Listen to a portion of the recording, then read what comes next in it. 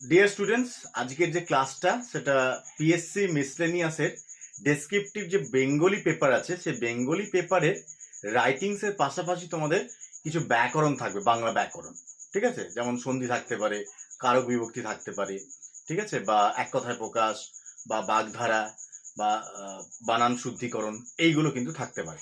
তো আজকের ক্লাসটা হচ্ছে কারক বিভক্তির উপর। ঠিক আছে, চলো শুরু করা যাক। তাহলে কারক আমরা জানি কি না, কর্তৃকারক, কর্মকারক, বিভিন্ন কারক আছে। তো তোমাদের কিন্তু কখনোই আসবে না কারক কয় প্রকারের বা কি কি, তোমাদের নির্ণয় করতে বলবে যে কারক এটি কোন কারক এবং কোন বিভক্তি। তো প্রথমেই আমরা চলে যাচ্ছি কর্তৃকারকে। তো কর্তৃকারক কাকে বলে? কর্তৃক মানে হচ্ছে বোঝাই যাচ্ছে যে যে বাড়ির যে কর্তা, সেই যেমন কাজকর্ম সব করে, সেরকম একটা সেন্টেন্সের, একটা বাক্যের কর্তৃকারক অর্থাৎ যে কর্তা, যে সাবজেক্ট, সে কিন্তু কাজটা করবে। যেমন একটা এক্সাম্পলের থ্রুতে করি, যেমন ধরো লিখছি আমি তাঁতি তাঁত বোনে। তাহলে এখানে দেখো এই যে তাঁত বোনার কাজটা, এটা কে করছে? এই তাঁতিটা করছে। তাহলে এই যে কর্মটা, এই কর্তাটা করছে তাঁতিটা। এই জন্য যে কাজটা করে বা করিয়ে নেয় তাকে বলা হয় কর্তা। সেখান থেকেই হচ্ছে কর্তৃকারক। বোঝা গেছে? এইবার কর্তৃকারক, এবার আমাদের বিভক্তি, আমি যদি বিভক্তিতে যাই, বিভক্তি অর্থাৎ চিহ্ন, মৌলিক কিছু চিহ্ন আছে। যেমন কোনগুলো? এ, অ, তে, কে, রে, এর এবং র, এছাড়া অন্তস্থ। এইগুলো আমরা কিভাবে নির্ণয় করব? না, আমরা শেষে দেখে নেব যে উচ্চারণটা কেমন আসছে। যেমন ধরো এখানে, আর এই কোনো উচ্চারণ যদি না হয়, আমি দেখাচ্ছি, এই কোনো উচ্চারণ যদি না হয় তখন হয় শূন্য বিভক্তি। যেমন ধরো আমি বললাম পণ্ডিতে পণ্ডিতে তর্ক করে। তাহলে এখানে পণ্ডিতের তলা দাগ আছে, তাহলে তর্কটা কে করছে? এই কাজটা কে করছে? না পণ্ডিতে। তাহলে এই পণ্ডিতে অবশ্যই কর্তৃকারক। এবং যদি শেষে উচ্চারণটা দেখি পণ্ডিতে, এ, শেষে দেখো উচ্চারণটা আসছে এ, তাহলে এই জন্য এটা এ বিভক্তি হয়। ঠিক আছে, তাহলে পণ্ডিতে এটা হচ্ছে কর্তৃকারক এবং এটা এ বিভক্তি। তাহলে এটা আমাদের কর্তৃকারকের আমাদের যে পড়া সেটা গেল। ঠিক আছে, চল এর পরেরটা হচ্ছে আমাদের কর্মকারক। তাহলে কর্তৃ অর্থাৎ কর্তা যে কাজটা করছে সেই কাজটাকে বলা হয় কর্ম, তাই তো? তাহলে কর্তা যে কাজটা করে সেটা হচ্ছে কর্ম। যেমন আমি যদি দেখি দাদু গীতা পাঠ করছে, তাহলে কে পাঠ করছে? তাহলে কে দিয়ে প্রশ্ন করলে যেটা উত্তর পাওয়া যায় সেটা আমরা সাবজেক্ট বা কর্তা বলি। তাহলে এখানে দাদুটা হচ্ছে কিন্তু কর্তৃকারক, কিন্তু দাদু কি কাজ করছে? না গীতা পাঠ করছে। তাহলে দাদুর যে কাজ সেটা হচ্ছে গীতা পাঠ করা। তাহলে কার উপরে কাজটা করছে? না গীতার উপরে কাজটা করছে, গীতাটাকে পাঠ করছে। তাহলে যার উপরে কাজটা করবে সেটা হচ্ছে কর্ম। তাহলে এখানে দাদুটা হলো কর্তৃকারক, কিন্তু কার উপরে কাজটা করছে? গীতা। এই গীতাটা হলো কর্মকারক।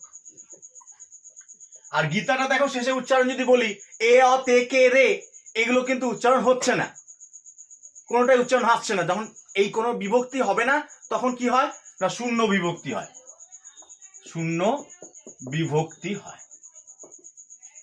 এর পরেরটা দেখো, মা শিশুকে ভাত খাওয়াচ্ছেন। তাহলে কাজটা কে করছে? মা। কি কাজ করছে? না ভাত খাওয়াচ্ছেন। কার উপরে কাজটা হচ্ছে? শিশুটার উপরে। তাহলে মা কার উপরে কাজটা করছে? শিশুটা। তাহলে শিশুটা কি? এই জন্য এখানে কর্মকারক। ঠিক আছে, এবার উচ্চারণটা করো শেষে শিশুকে। তাহলে এটা শিশুকে এ, তাহলে এটা এ বিভক্তি।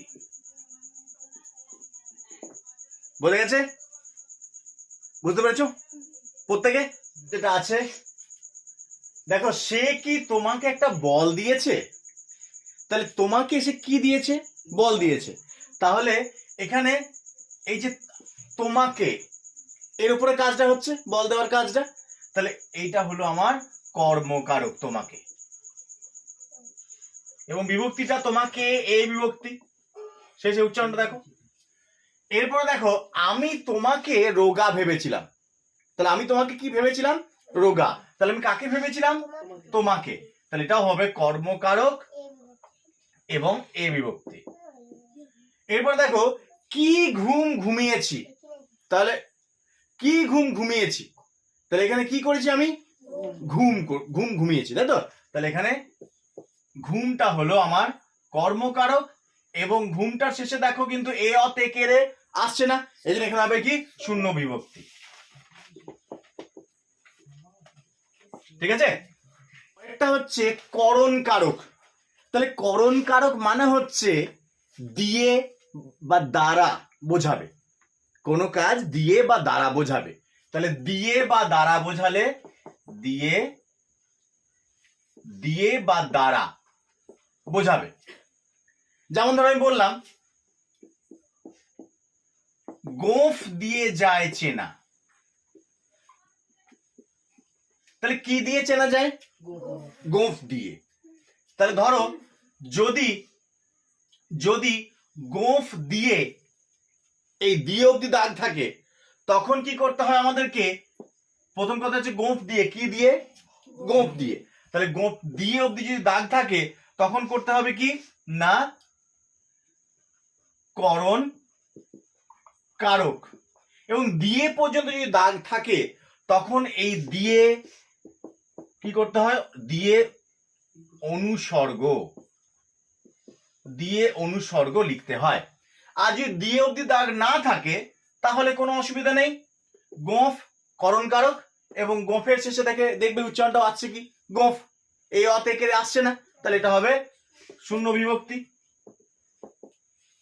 শূন্য বিভক্তি। ঠিক একই রকম ভাবে আরেকটা বলছি, দেখো বললাম যে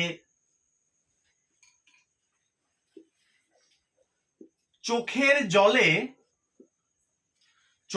জলে সমুদ্র হলো। এবার ধরো জলের তলা দাগ আছে, তাহলে চোখের জল দিয়ে সমুদ্র হলো, তাই তো? তাহলে চোখের জল দিয়ে বা দ্বারা সমুদ্র হলো, তাহলে দিয়ে বা দ্বারা বোঝালে হয় করণ কারক। তাহলে জল অবশ্যই করণ কারক এবং চোখের জলে এ আছে, উচ্চারণ দেখো, তাহলে এটা হচ্ছে এ বিভক্তি। বোঝা গেছে? তাহলে করণ কারক কাকে বলে? না দিয়ে বা দ্বারা বোঝাবে। আমরা চোখ দিয়ে দেখি, তাহলে চোখ দ্বারা বা চোখ দিয়ে দেখি, তাহলে দ্বারা দিয়ে বোঝালে করণ কারক, দ্বারা দিয়া করণ কারক, তাহলে করণ কারক। এবং যদি বলেছি দিয়ে পর্যন্ত দাগ থাকে, তাহলে কি না দিয়ে অনুসর্গ। ঠিক আছে? এরপরে শুধুমাত্র সে বুদ্ধিতে সবাইকে টেক্কা দিল। তাহলে বুদ্ধিতে টেক্কা দিল মানে বুদ্ধির দ্বারা সবাইকে টেক্কা দিল, সবাইকে হারিয়ে দিল। তাহলে বুদ্ধির দ্বারা, তাহলে অবশ্যই এটাও করণ কারক। করণ কারক। এবং কি বুদ্ধিতে শেষে কি উচ্চারণ আসছে? এ, এ বিভক্তি। এরপর দেখো 24 ঘন্টায় একদিন হয়, তাহলে 24 ঘন্টা দিয়ে একদিন হয় বা 24 ঘন্টা দ্বারা একদিন হয়, তাহলে এটাও তাই করণ কারক। বিভক্তিটা কি হবে? অন্তস্থ বিভক্তি। করণ কারক এবং অন্তস্থ বিভক্তি। তাহলে এটা আমাদের করণ কারক হয়ে গেল। ঠিক আছে? এরপরে নেক্সট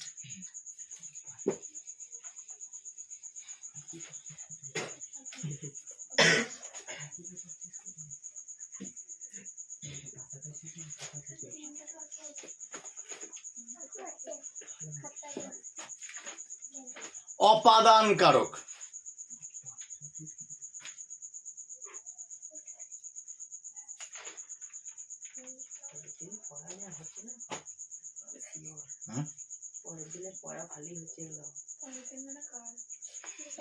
কাল হবে না তো?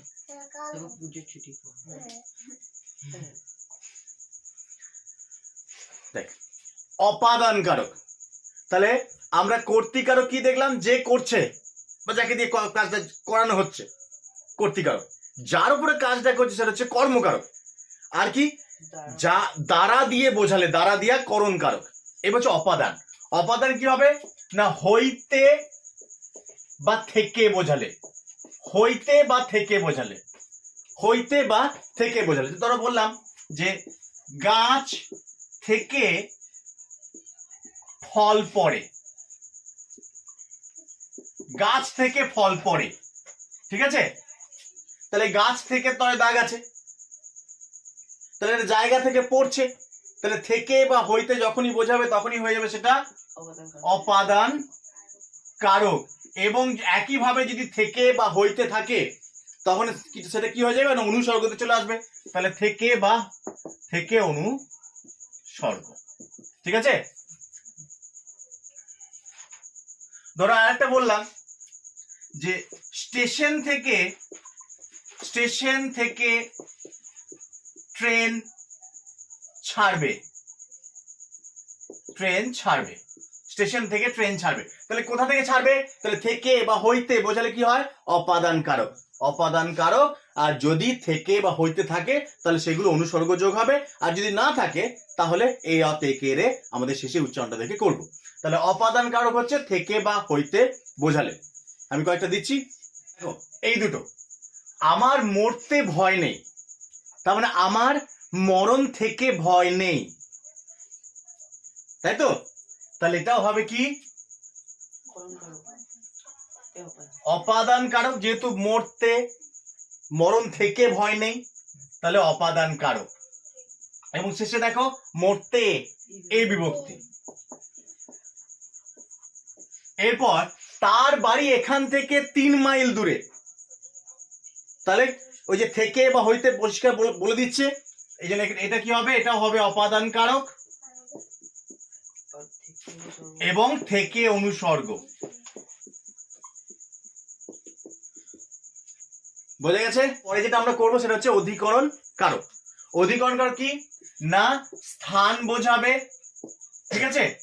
বিষয় কাল বোঝাবে, স্থান বোঝাবে, কাল বোঝাবে, বিষয় বোঝাবে সাবজেক্ট, আর কি ভাব বোঝাবে। তাহলে মেনলি হচ্ছে স্থান বোঝালে অধিকরণ কারক, কাল বা সময় বোঝালে অধিকরণ কারক, বিষয় বোঝালে অধিকরণ কারক, এবং ভাববাচ্য বোঝালেও অধিকরণ কারক। যেমন ধরো আমি যদি বলি বনে বাঘ থাকে, বনের তলে দাগ আছে, তাহলে বনটা কি প্লেস বোঝাচ্ছে, স্থান বোঝাচ্ছে, তাহলে এটা হবে অধিকরণ কারক। বনে এ বিভক্তি, ঠিক আছে? এই এক্সাম্পল গুলো দেখবে। সে এখন বিলেতে আছে, বর্ষাকালে নদীগুলি জলে টইটুম্বুর করে, ব্যাকরণে তার অগাধ জ্ঞান, দুঃখে সে ভেঙে পড়েছে। তাহলে দেখো প্রথমটা দেখো সে এখন বিলেতে আছে, সে কোথায় আছে? বিলেতে। তাহলে এটা কি বোঝাচ্ছে? স্থান বোঝাচ্ছে, তাহলে এটা অধিকরণ কারক। এবং বিলেতে এ বিভক্তি। বর্ষাকালে নদীগুলো জলে টইটম্বুর করে, তাহলে বর্ষাকালে কি বোঝাচ্ছে?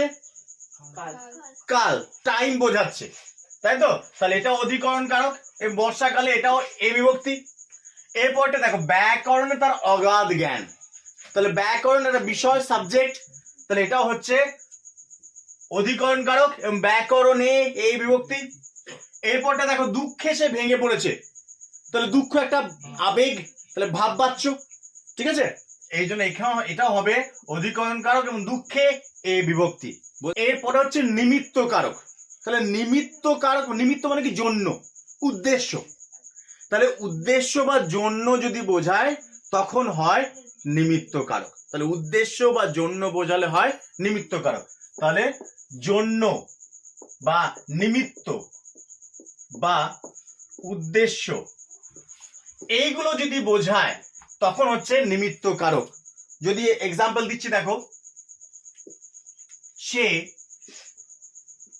আইন পড়তে কলকাতা গেছে, তাহলে কি আইন পড়তে, তাহলে আইন পড়ার জন্য সে কলকাতায় গেছে, তাহলে এই যে জন্য, উদ্দেশ্য, নিমিত্ত এগুলো যদি বোঝায় তখন তাকে বলে নিমিত্ত কারক। এবং আইন পড়তে এ বিভক্তি, আইন পড়তে এ বিভক্তি হচ্ছে। তাহলে নিমিত্ত কারক কাকে বলে না, যদি জন্য, নিমিত্ত বা উদ্দেশ্য বোঝায় তখন নিমিত্ত কারক হয়। বোঝা গেছে? চলো আমি কয়েক, তাহলে এই এক্সাম্পলটা দেখো, তিনি দেশের জন্য আত্মবিসর্জন করেছিলেন। তাহলে দেশের জন্য, দেশের নিমিত্ত, তাহলে এটা হবে নিমিত্ত কারক এবং জন্য অনুসর্গ। ঠিক আছে, বেশ। এরপরে দেখো, তাহলে কারক হয়ে গেল, আর দুটো আমাদের করতে হবে, একটা হচ্ছে সম্বন্ধ পদ আর একটা হচ্ছে সম্বোধন পদ। এই দুটো আমরা করি। এটা কি সম্বন্ধ পদ আর একটা হচ্ছে সম্বোধন পদ। তাহলে দেখো, সম্বন্ধ বলতে কি, ইংরেজিতে বলা হয় পজিটিভ কেস, কেস অর্থাৎ কি না, সম্বন্ধ পদ বলতে একটা সম্পর্ক বোঝাবে, এবং সেটা বোঝার উপায় হচ্ছে র বা এর থাকবে, র বা এর থাকবে। ঠিক আছে, যেমন ধরো বললাম দশরথের কাহিনী, বা বললাম ধরো মামার বাড়ি। দেখো, মামার বাড়ি, এই যে শেষে র রয়েছে, এটা সম্পর্ক বোঝাচ্ছে। বা দশরথের কাহিনী, এই যে এর বা র বোঝাচ্ছে। এই জন্য এইগুলো হচ্ছে সম্বন্ধ পদ। আর সম্বোধন পদ কোনগুলো, আমরা সম্বোধন করার জন্য ওগো, হ্যাঁ গো, এই ধরনের যে বলি, এইগুলো হচ্ছে সম্বোধন পদ, এবং এগুলো কমা থাকবে একটা, বা বিস্ময়ের চিহ্ন থাকতে পারে। যেমন ধরো বললাম মাকে ডেকে আন, ধরো মায়ের তলায় দাগ আছে এবং একটা কমা দেওয়া আছে, তাহলে যে মাকে, বা ধরো বললাম ওগো শুনছো, এই যে ওগো, হ্যাঁ গো, হ্যাঁ, এই ধরনের যদি থাকে কিছু যেগুলো আমরা সম্বোধন করতে ব্যবহার করি, তখন সেটাকে বলা হয় সম্বোধন পদ। বোঝা গেছে?